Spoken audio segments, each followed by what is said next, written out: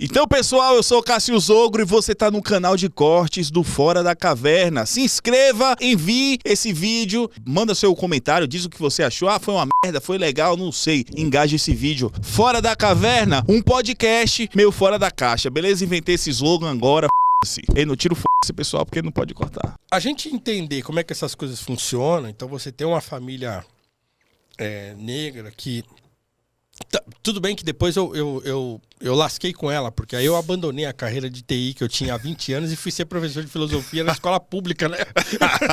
Largou que dava grana pra ganhar 4 vezes menos. Foi uma loucura que eu fiz assim, mas ela veio comigo, né? Então hoje, assim, graças a Deus a coisa deu uma estabilizada, melhorou e tal, mas assim, foi um passo doido assim que eu dei.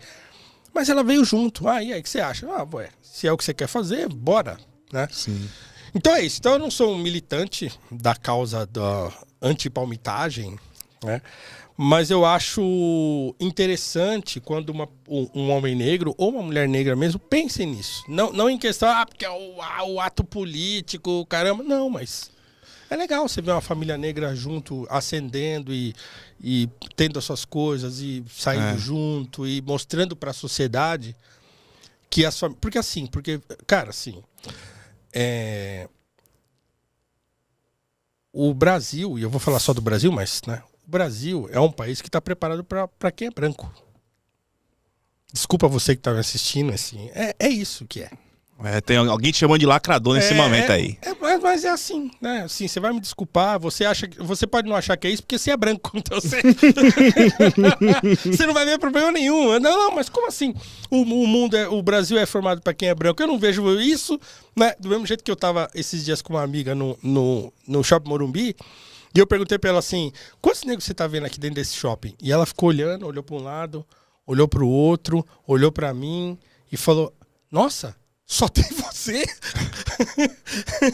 Aí eu falei, Ela falou, eu nunca tinha prestado atenção nisso. Eu falei, pois é. Você não presta atenção nisso porque você não precisa. Então, assim, todo mundo que tá aqui parece com você. Então, assim, você vai estranhar se você ver mais 2 pretos aqui além de mim. Aí você vai falar, pô, peraí, né? Então, é assim. Mas aí o que tal? Não querendo entrar em um looping... Mas quem tá ouvindo isso vai falar, mas você disse que não acredita no racismo estrutural e você tá dizendo que o Brasil é um país feito para branco, porque na teoria dele ele vai dizer que o sistema, as leis, tudo é feito para manter. Só que o que eu vejo, e me corrija se eu estiver errado, que como o Brasil impede a ascensão social de qualquer um, e quem é mais afetado é pobre, e por consequência é o negro que vai ser afetado. O próprio sistema, formado com gente, às vezes, muito progressista, que pensa dessa forma, impede do negro de ter uma situação melhor. Então, só esse adendo, porque você concorda com isso? Porque, de fato, apesar de ser um país feito para branco, não significa que o racismo estrutural está correto e que é isso que define tudo. Tem 2 coisas. Primeiro, tem o fato de o Brasil ser um país impossível. Eu chamo o Brasil de um quase país.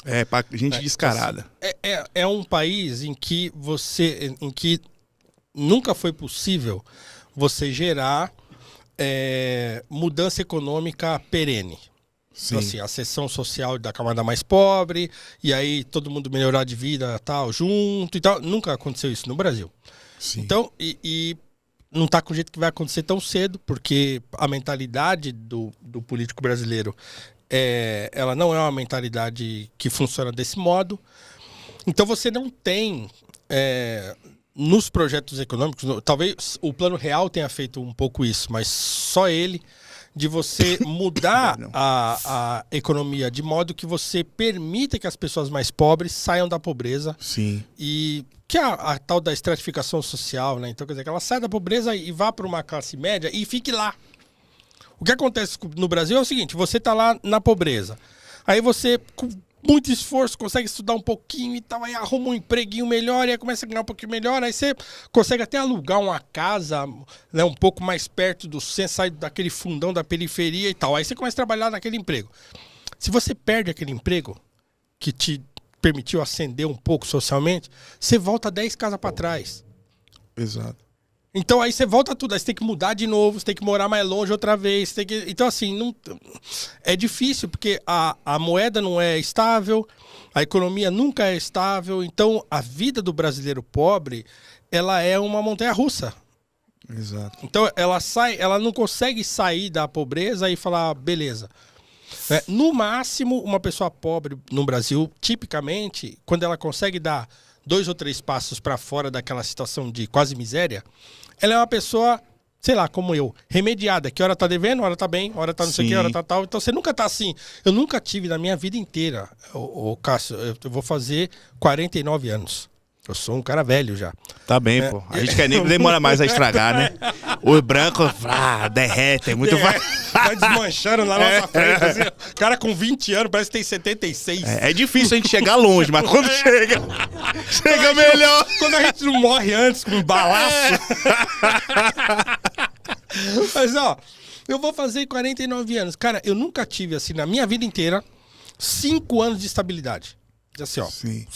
Pô, consegui. Tô bem. Eu tive um emprego em que me pagava bem, mas quando eu entrei nesse emprego, logo eu casei. Então aí todo o meu esforço financeiro desses primeiros anos desse emprego foram para estabilizar minha família. Então foi quando eu consegui, inclusive, comprar meu imóvel e tal. Então, eu não tive tempo de juntar dinheiro, né? Não tive. Então, outro dia uma pessoa falou pra mim assim, eu tava conversando, aí a gente tava falando alguma coisa dos Estados Unidos, a pessoa perguntou assim, você já foi pra Nova York? Aí eu comecei a rir, né? Aí... Ela falou, por que você tá rindo? Eu falei assim, porque você tava me perguntando se eu fui pra Nova York como se fosse a coisa mais natural do mundo, assim. Qual é a probabilidade de uma pessoa, assim, você olha pra mim como se eu fosse igual a você. Eu não sou. Eu sou um pobre remediado. Sim. Eu sou um pobre culto. E aí, a gente vive uma fase de transição, porque a gente saiu um pouco dessa situação do pobre ignorante. Isso colocou a gente em espaços em que a gente convive com gente muito diferente da gente. Eu falei isso outro dia, inclusive. Então, assim, às vezes, no mesmo espaço em que a gente trabalha, a gente é os caras pobres que conseguiram estar no espaço em que tem cara rico junto. Sim. Todo mundo conversa, todo mundo troca ideia e tal, mas aí quando cada um sai para lá, o cara monta no CRV dele e vai embora, você monta no seu Uno e vai embora. Sim. E é assim. E esse cara que monta no CRV, dê um exemplo qualquer de carro, que nas férias vai viajar para fora, que toda hora posta foto, ele tá em Paris, tá em não sei o que e tal, ele convive com você. É muito difícil ele entender que você não é igual a ele. Ele acha que você é igual a ele e você não é. Né? Por quê? Porque quando ele fez 18 anos, ele ganhou o primeiro carro. Né? Ou quando ele foi arrumar o primeiro emprego porque ele já estudou na escola particular. Então, assim, são trajetórias diferentes, né? Que colocam a nossa geração num patamar de estar muito perto de gente que tem um background socioeconômico muito diferente do nosso, mas que a gente está convivendo. Né? Porque o Brasil é assim. Eu não estou criticando isso, tá? Assim, para quem está assistindo, eu só estou dizendo que é assim. Né? Até que você tenha uma massa de pessoas negras ocupando esses espaços a ponto disso parecer normal para todo mundo, né? Ainda vai ficar meio que essa coisa meio bola dividida nas nossas relações. Né? Porque o Brasil é assim. Por enquanto. Então, voltando à questão inicial. Então, nós temos um país que não permite a ascensão social de pessoas pobres. Se a pobreza no Brasil tem cor, e tem, né? Tem porque, terminando a escravidão, nós tivemos projetos de eugenia no Brasil, né? E esses projetos de eugenia geraram uma cultura de subalternização das pessoas negras. Então, até hoje, as pessoas só conseguem enxergar e normalizar pessoas negras em posições subalternas. O que perpetua isso? Cultura, educação. Então, assim, não é por mal. Até a gente faz isso. Outro dia eu estava conversando com um amigo negro e ele falou, cara, outro dia eu entrei correndo no estacionamento, eu precisava deixar o carro e sair porque eu tinha um compromisso e tal. Aí eu virei, vi um negrão, estiquei a chave para ele. Sim. Ele olhou para minha cara e falou assim, mas eu não trabalho aqui. Então, a gente faz isso. Por quê? Porque existe uma cultura, né? Porque assim era até não muito tempo atrás. Então, assim, o negro estava sempre em posição subalterna. Sim.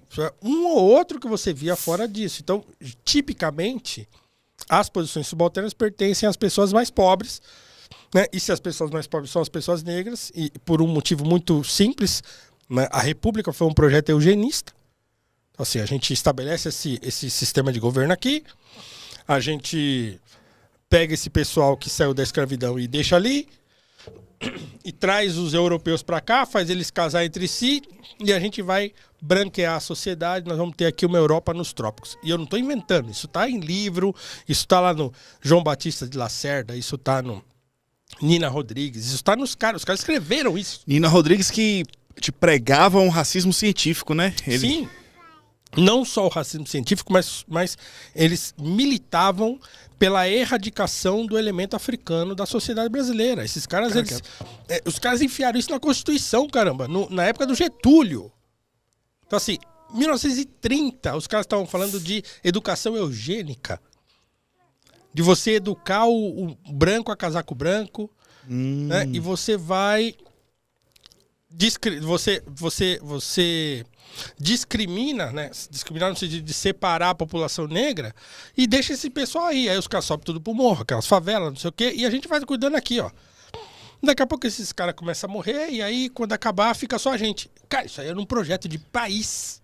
Então a gente pode afirmar que a República tem nesse traço, pode dizer esse DNA eugenista? Tem. É eugenista que fala? Deu errado pra caramba, claro.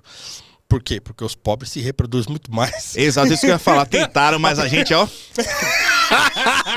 A periferia lascou. E aí hoje você encontra aí, né? Vocês falam aí de 54% de negros, contando pretos e pardos e tal, porque os pobres simplesmente se reproduziram em maior escala.